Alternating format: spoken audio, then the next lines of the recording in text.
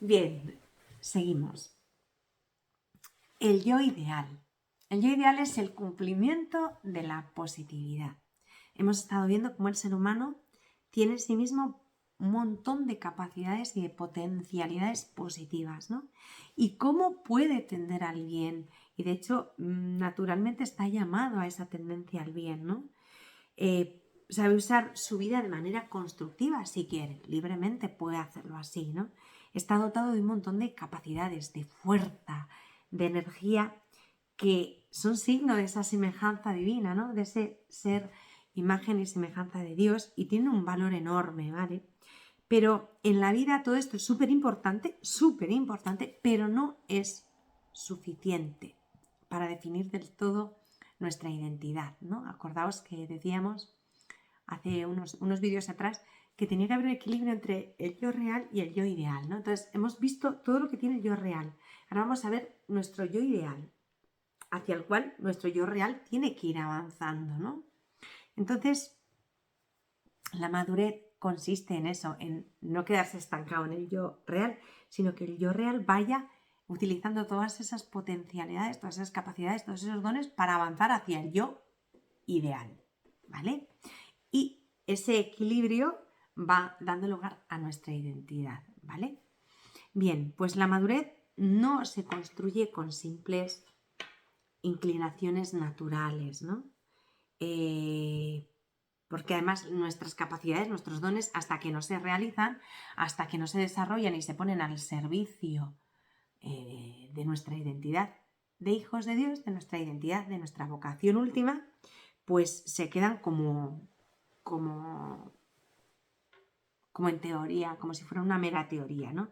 No, toda esa fuerza, toda esa energía, todos esos dones, todas esas bendiciones que Dios ha puesto en nosotros, todas esas capacidades, necesitan un criterio para ser adecuadamente canalizadas. O sea, esto que tengo, ¿cómo lo voy a usar bien? Porque lo puedo usar mal.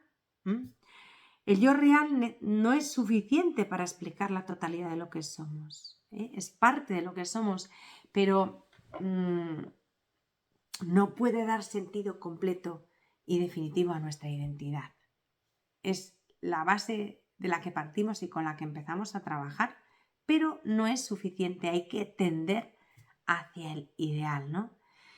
El yo real es solamente como si dijéramos un germen, una promesa, una esperanza, algo que puede corromperse, puede perderse, puede estropearse, puede ser traicionado, puede extraviarse, puede ser malinterpretado, puede ser incluso desmentido, ¿no?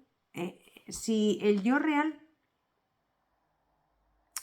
necesita saber ser interpretado y guiado hacia el yo ideal. Si es el individuo, uno mismo, el que se erige en juez de sí mismo y en el intérprete absoluto de su propio destino, pues y el único administrador y el único que maneja todos estos dones, este tesoro que tiene el yo real, pues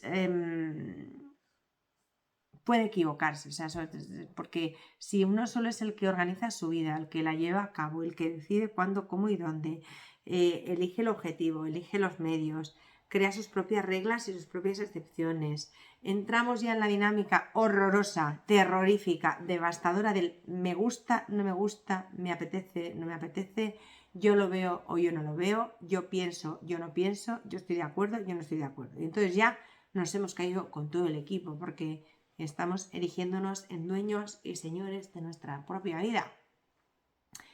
Y dejamos a Dios y a su voluntad pues bastante de lado. Y eso es bastante peligroso y puede llegar a romper a las personas por dentro, ¿eh? O sea, yo conozco casos de personas que saben perfectamente qué es lo que Dios quiere de ellas, pero deciden que no, porque no están de acuerdo. O sea, ellas juzgan, deciden y hacen lo que les parece bien, aun a sabiendas de que Dios quiere otra cosa, ¿eh? Y esto no es una invención mía, que hay gente que es así. O sea, sé que Dios quiere esto, pero decido que ahora no quiero. O de esta manera no. Yo le voy a dar a Dios lo que yo creo que le tengo que dar. Pero no le des lo que tú creas que le tienes que dar, dale lo que te está pidiendo. Ah, no. No me cuadra, no me convence, no me gusta, no me apetece, yo quiero otra cosa. Entonces, bueno, pues ahí entramos en el súper misterio de la libertad y hay personas que llegan a romperse. O sea, cuando el yo ideal y el yo real no están equilibrados, hay una ruptura profunda de la persona y podemos llegar a desequilibrios psíquicos, y enfermedades de verdad. O sea, pues porque te estás machacando a ti misma, o sea, te estás mutilando interiormente. Entonces, al final, pues esto explota por algún sitio, ¿no? Pero bueno, esto era un paréntesis, no era para decirlo aquí ahora, pero ha salido. Cuando uno organiza su propia vida a su modo y como quiere, entramos en un peligro. En un peligro, pues eso, de romperse, de hacerse daño y sobre todo, antes o después, esta persona que organiza su vida a su modo y como quiere y como le da la gana, tendrá que preguntarse si de verdad está realizando su verdadero yo o camina y corre tras un fantasma, ¿no? Esto, repito, sucede porque mi identidad verdadera, mi verdadero yo, lo voy a realizar en la voluntad de Dios. O sea, no es posible realizar y encontrar mi verdadera identidad fuera del querer de Dios, ¿vale? Santa Teresa vivió esto y no me acuerdo ahora la cita exacta. En el libro de la vida dice que perseguía a una sombra de muerte. Así lo define ella. Pero es que es justamente esto que estamos diciendo, ¿no? Y bueno, siempre se puede rectificar, O sea, equivocarse es equivocarse, pero cualquier error puede ser rectificado y subsanado. El tema es no quedarse ahí atascado. Bueno, en toda persona hay una exigencia fundamental que quizá no figura en las listas de las necesidades de los libros de la psicología, ¿no? Pero que cada uno está llamado a tomar seriamente en consideración. Y es lo siguiente, ahora mismo lo dice, pues sí, vamos desde el principio con esto, pero por si acaso alguien no lo ha pillado, que a veces pasa, lo digo, es la necesidad de la revelación. O sea, todo ser humano tiene necesidad de saber quién está llamado a ser. Que es lo mismo que decir en esta vida hacia dónde voy, cuál es mi meta, cuál es mi vocación, hacia dónde tengo que caminar. Todos necesitamos saber eso. Y Dios siempre le muestra ese itinerario, ese final, a quien lo busca de verdad. O sea, yo no me creo que haya personas que puedan estar 30 años buscando su vocación, la revelación de lo que están llamados a ser, que eso es la vocación, y no lo encuentren. No, Dios no actúa así. Cuando te encuentras personas que están en ese punto es porque no buscan a Dios de verdad. Buscan su propia autorrealización según su criterio, según su manera de ver, o sea, no abandonados al itinerario que Dios les muestre, sino al que de verdad ellos quieren seguir. Y de esto también conozco casos, porque tú vas viendo la vida y vas viendo de todo. No es que lleva tanto tiempo buscando la voluntad de Dios y no la encuentra y dice, no.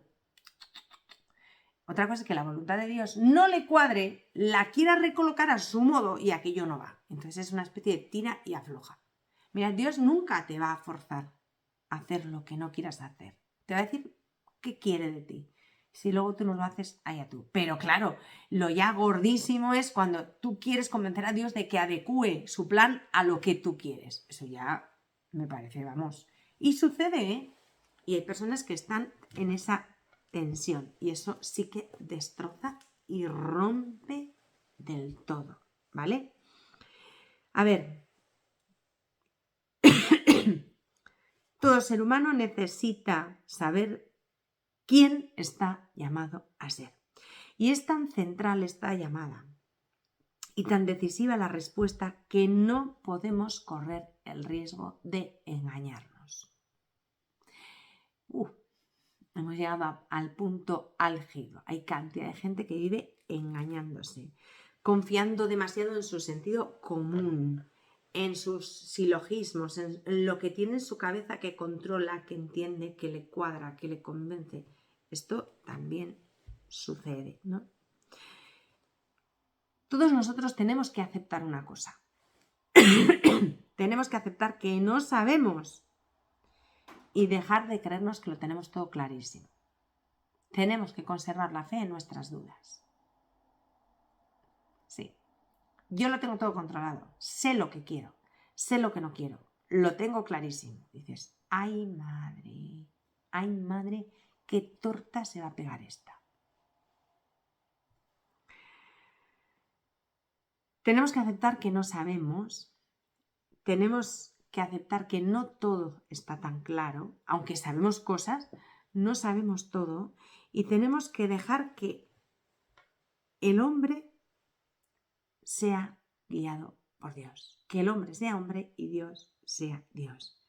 La vida que poseemos como don es un camino, no es otra cosa sino un itinerario, un camino del que como criatura no conocemos el origen y mucho menos el final. Yo lo sé todo, sé de dónde vengo, a dónde voy. No, tenemos que ser lo suficientemente humildes para reconocer que no sabemos casi nada. Sabemos quién nos ha dado la vida, quién es el dueño de la vida. Y quién ha puesto en ella su sello, su marca. Y que Él, que nos la ha dado y ha puesto en ella su sello y su marca, es el único, nadie más, que puede desvelar el sentido profundo de esta vida y de lo que tenemos que hacer y hacia dónde vamos, ¿no? Este sentido y este sentido profundo y este itinerario, esta meta es nuestro yo ideal, ¿vale? Y eso es lo que tenemos que descubrir, pero solamente quien nos ha dado la vida nos puede desvelar del todo nuestro yo ideal, con todo lo que el yo ideal significa. Este sentido se encuentra dentro de nuestro corazón, pero hay que encontrarlo, ¿no? Y por nosotros mismos de entrada no sabemos zambullirnos tan dentro, tan en lo hondo de nuestro corazón, ¿no? Tenemos que aprender a descubrir dentro de nosotros mismos nuestro yo ideal, saber que estamos llamados a ser, descubrir nuestra fisonomía, la que nos da el ser hijos de Dios, las facciones del rostro de Dios en nuestro corazón, en nuestras entrañas, en lo más íntimo de nuestra alma y sobre todo las facciones de nuestro propio rostro tal y como Dios nos contempla, ¿vale? Tal y como nos ha pensado nuestro Creador. Esto es importante. Y si empezamos a ver esto, a entrar en esto, entremos más adentro en la espesura, diría San Juan de la Cruz, pues empezaremos a ver más cosas, ¿no? Empezaremos a ver los valores que constituyen nuestro yo ideal y entender que no son simplemente normas a seguir o modelos a imitar, sino la revelación de mi propia identidad, de lo que soy de verdad, de mi propio yo. Y esto lo tengo que conocer poco a poco, lo tengo que interiorizar, lo tengo que hacer mío y tratar de realizarlo en mi propia vida. Esto es... Yo entiendo que es mucha información y son muchas cosas, pero esto es vital. Es vital. Ese yo ideal es vital porque es hacia donde yo tengo que caminar, hacia donde el yo real tiene que caminar, ¿no? Y esto sucede en nuestra vida hasta el punto de que de pronto descubrimos cada vez más que no solamente somos el yo real, lo que soy, sino lo que estoy llamado a ser, ¿no? En aquel hombre nuevo que Dios me va a ir revelando día a día, poquito a poquito, y que se va construyendo poco a poco en mí. O sea, el yo real va dando poco a poco paso al yo ideal, que cada vez va siendo más real en mí. El ideal va siendo cada vez más real en mí. Pero todo esto es un proceso, un trabajo, vida. Es simplemente vivir, ¿no? Y construirlo poco a poco, sabiendo que somos amados y que somos hijos. O sea, el yo real tiene que dar paso a ese convencimiento, porque si no el yo ideal sigue siendo siempre idea y nunca es realidad, ¿no? Nunca llega a lo profundo. Y bueno, aquí tenemos un ejemplo precioso, claro, contundente en San Pablo, ¿no? Cuando formula, pues, este equilibrio precioso entre el yo real de Pablo y el yo ideal de Pablo.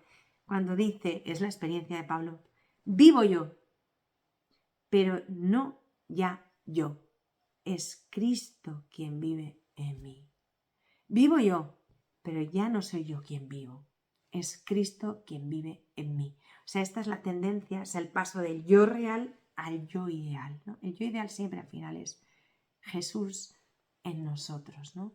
Que Jesús sea realidad en nosotros, que el Padre nos mire y vea en nosotros la imagen del Hijo amado en quien todos vivimos y a quien estamos llamados a transformarnos, ¿no? La vocación del cristiano es ser otro Cristo, otros Cristos. Y esto es precioso porque esta es la experiencia, o sea, estas palabras de Pablo son el resumen de todo el rollo que os he contado del yo real, el yo ideal, el tal, el cual, es esto, ¿no? El decir, es la experiencia de quien ha descubierto su verdadera identidad y deja que la transforme la vida y se convierta en su yo.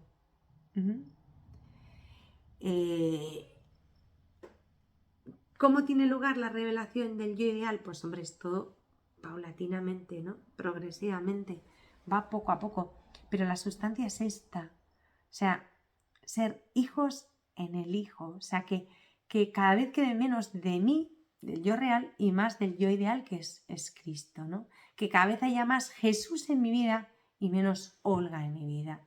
Que cada vez que el Padre me mire vea más a Jesús y menos a Olga. Que vea más al hijo amado en el que se complace y menos a la hija, en fin, llena de goteras, que no es tan agradable de mirar, que es pobre y que está muy tocada y muy herida por el pecado, ¿no? Entonces, tenemos a Jesús. Estamos llamados a ser otro Cristo, a ser Cristo, a ser Jesús. O sea, ser, como diría Santa Isabel en la Trinidad, una humanidad suplementaria en la que Él pueda renovar todo su misterio, ¿no? El yo ideal se adueña por completo de mí y es mi identidad. Y hacia eso tengo que tender. Y esto es progresivo. Pero claro, lo primero es que se revele en nosotros el yo ideal. Porque claro, sí, bueno, tengo que ser Jesús, pero a ver, en concreto, ¿cómo? Pues yo en concreto, como Carmelita Samaritana en el corazón de Jesús, viviendo en plenitud mi vocación, ¿no? Y aquí cada bautizado tiene que buscar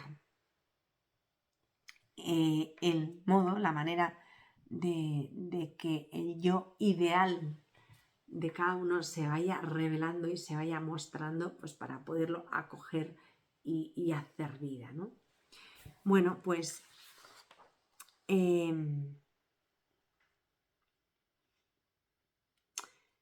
¿cómo tiene lugar la revelación del yo ideal? Bueno, pues empezamos un poco a contarlo, ¿no?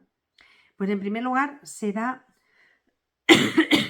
una revelación del ser humano que pasa a través de la revelación que Dios hace de sí mismo. Dios, en efecto, es nuestro Padre y llevamos profundamente impresa su imagen, la imagen de Dios en nosotros. Hemos sido creados a imagen de Dios. Esto que no se nos olvide nunca, y se nos olvida tantas veces, pero bueno, hay que intentar que no se nos olvide nunca, ¿no? ¿Por qué? Pues porque no se puede concebir al hombre fuera de esta relación o sin tratar de captar los signos, las señales de esta semejanza real, aunque a veces misteriosa, ¿no? Pero real con Dios. En otras palabras, el conocimiento del ser humano y de su destino, hacia dónde vamos, está íntimamente unido al conocimiento de Dios y de su voluntad. Es que no puedo saber a dónde voy sin saber cuál es la voluntad de Dios. ¿Y a dónde voy? Pues a donde Dios quiere. ¿Y cuál es la voluntad de Dios? Pues a donde me lleva, ¿no? Hacia donde me encamina. O sea, son dos cosas que no se pueden separar. el conocimiento de Dios y de su voluntad creadora son los que nos revelan nuestra identidad profunda. La identidad del ser humano está escondida en Dios. Tenemos que escarbar en Dios, conocer a Dios para poder conocerme. Intentar penetrar en el conocimiento de Dios, en el misterio de Dios, pero repito que no es un conocimiento intelectual, sino que es un conocimiento existencial, vivencial, para poder encontrar mi propia identidad, ¿no? Está ahí escondida en Dios. Fuera de Dios no voy a encontrar nunca mi identidad. Y este principio que estoy diciendo es de unas consecuencias flipantes. O sea, es de una importancia inmensa, de una relevancia impresionante en lo que se refiere a nuestra propia identidad, ¿no? Porque significa que en la revelación de Dios el ser humano encuentra o comienza a descubrir la revelación de su yo real y de su yo ideal. O sea, nuestra identidad está en Dios. Fuera de Dios no somos nada. Ni sabemos quiénes somos, ni para qué estamos aquí, ni hacia dónde vamos, ni qué sentido tiene esta vida. O sea, fuera de Dios no hay nada. Y esta es la gran tragedia del mundo actual, que como viven fuera de Dios, pues están súper perdidos, súper descolocados, confundidos, perdidos, sin tener ni idea ni quiénes son. O sea, las grandes respuestas del ser humano, las grandes preguntas del ser humano solamente encuentran su respuesta en Dios, ¿vale? Y fuera de Dios van a encontrar respuestas muy someras, muy superficiales o equivocadas, que les van a producir perplejidad, vacío, tristeza, desconcierto. La paz profunda de conocerse y de encontrar la propia identidad y las respuestas a las preguntas más fundamentales del ser humano solamente las vamos a encontrar en Dios. Están escondidas en Dios. Ahí encontramos nuestra identidad y solo será Él mismo en plenitud. El ser humano solamente se sentirá pleno y feliz cuando realice este rasgo de semejanza divina, cuando empiece a vivir como alguien consciente de que ha sido creado a imagen de Dios, ¿no? Y esta es su verdadera esencia. Eres alguien creado a imagen y semejanza de Dios, con todo lo que eso significa, ¿no? Por eso el profeta Jeremías 14:9 dice: nosotros llevamos su nombre, el nombre de Dios grabado a fuego en el corazón, ¿no? Y podemos casi afirmar, por lo tanto, que cuando Dios habla de sí mismo, de alguna manera también está hablando de nosotros. Esto es muy bonito. O sea, Dios nunca habla de sí, porque es un ególatra, está encantado de haberse conocido. Habla de sí mismo para darnos pistas sobre cuál es nuestra identidad y sobre nosotros mismos, ¿no? Cuando habla de sí, está hablando de nosotros de alguna manera, ¿no? Porque nuestra identidad está llamada a modelarse de forma adecuada, casi podríamos decir complementaria a la suya. Nuestra identidad solamente encuentra expresión y sentido en Dios. Si Él es la vid, Jesús nos da un montón de pistas, ¿no? Nosotros somos los sarmientos. Está hablando de sí mismo y de nosotros. Cuando Él habla de sí, habla de nosotros. Él es la vid, yo soy la vid y vosotros sois mis sarmientos. Él es el buen pastor. ¿Por qué es buen pastor? Porque yo soy oveja, ¿sí, no? ¿Para qué quiere ser el pastor? Porque yo soy su oveja. ¿Para qué quiere ser la vid? Porque yo soy su sarmiento. O sea, mi identidad depende de Él. Si Él es el agua viva, es porque sabe que yo estoy sedienta y necesito ese surtidor de agua, ¿no? Entonces, Él da pistas de quién es Él para que yo me encuentre en Él. Yo soy la luz, porque sabe que estoy a oscuras. Él, yo soy vuestra paz. porque sabe que estamos turbados. O sea, Él habla de sí para darnos pistas a nosotros y porque sabe que nosotros solamente podemos ser e identificarnos y encontrarnos en relación a Él, ¿no? Jesús nos muestra esto con los ejemplos que os acabo de decir, ¿no? Y Él nos da a entender que cualquier otro criterio para identificar o definir al ser humano pues es inútil o falso, o sea, no tiene sustancia. Otra consecuencia preciosa de esta realidad es que la palabra de Dios se convierte en el ámbito y la fuente de la revelación. No podemos ir a buscar noticias de Dios en libros, en predicadores, en charlas, en retiros, que no digo que no haya que hacerlo, pero es que todos los mensajes de Dios, todo lo que nos tiene que comunicar está en la palabra de Dios.